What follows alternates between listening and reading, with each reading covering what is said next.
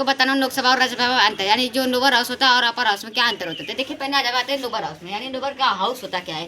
तो देखिए lower house यानी लोकसभा को जनता का सदन कहा जाता है, यानी जो हमारा लोअर हाउस होता है उसे हम क्या कहते हैं, जनता का सदन कहते हैं। और दूसरा पॉइंट होता है कि चुनाव जनता द्वारा चुने जाते हैं, यानी जो हमारे चुनाव होता है वो क्या होता है, जनता द्वारा किए जाते हैं। किसमें, लोअर हाउस में। यानी कि लोकसभा में चुनाव जनता द्वारा होता है और तो लोकसभा को जनता का सदन कहा जाता है।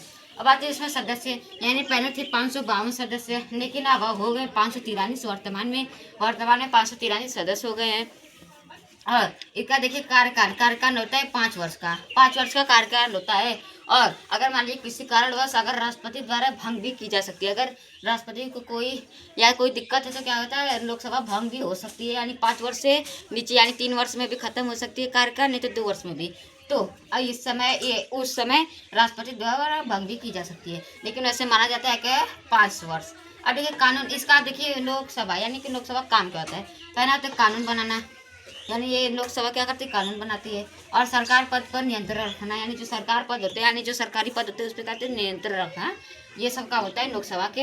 अब आती है अपर हाउस में, यानी राज्यसभा में। तो देखिए इसको राज्यों का सदन, इसको कहता है जनता का सदन, यानी इसको जनता का सदन कहा जाता है, इसे राज्यों का सदन कहा जाता है। और ये अस्थायी सदन, भंग नहीं होती, यानी ये राष्ट्रपति द्वारा भंग हो सकती है लोकसभा, लेकिन राज्यसभा कभी भंग नहीं होती। और देखिए अधिकतम संख्या इसमें 250 है, यानी इसमें जो जो हमारे ये राज्यसभा है उसमें जो संख्या है, जो सदस्य की संख्या है 250 है। अब देखिए 238 निर्वाचित है, यानी 238 चुने जाते हैं, और 12 पर जो हमारे प्रेसिडेंट होते हैं वो वहाँ पे बैठाते हैं, किस पे, प्रधानमंत्री की। प्रधानमंत्री अगर कहेंगे तो क्या होगा, प्रेसिडेंट क्या करेगा, 12 लोगों को क्या कर सकते हैं, वो घोषित कर सकते हैं नई मंत्री।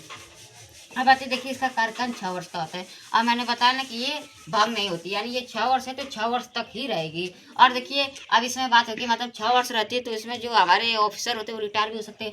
तो देखिए 2 वर्ष में, यानी कि 2 वर्ष में, यानी 6 वर्ष है, 6 वर्ष में अगर 2 वर्ष में क्या होता है, 1/3 जो सदस्य होते हैं क्या होते हैं, वो रिटायर होते हैं, यानी 1/3 यानी 60, यानी 6 वर्ष में 1/3 जो सदस्य होते हैं क्या होते हैं, वो रिटायर होते हैं। अब देखिए अपर हाउस का क्या कहता है, यह राज्यों की हित की रक्षा करती है। ये देखिए जनता यानी कानून बनाती है, यानी आप ऐसे समझे लोकसभा यानी जनता होती है, तो अपर यानी कि राज्यसभा जो होती है राज्य होती है। क्योंकि लोकसभा में हम लोग जनता का सदन होता है, चुनाव जनता द्वारा किया जाता है, और कानून भी बनाती है जनता के लिए।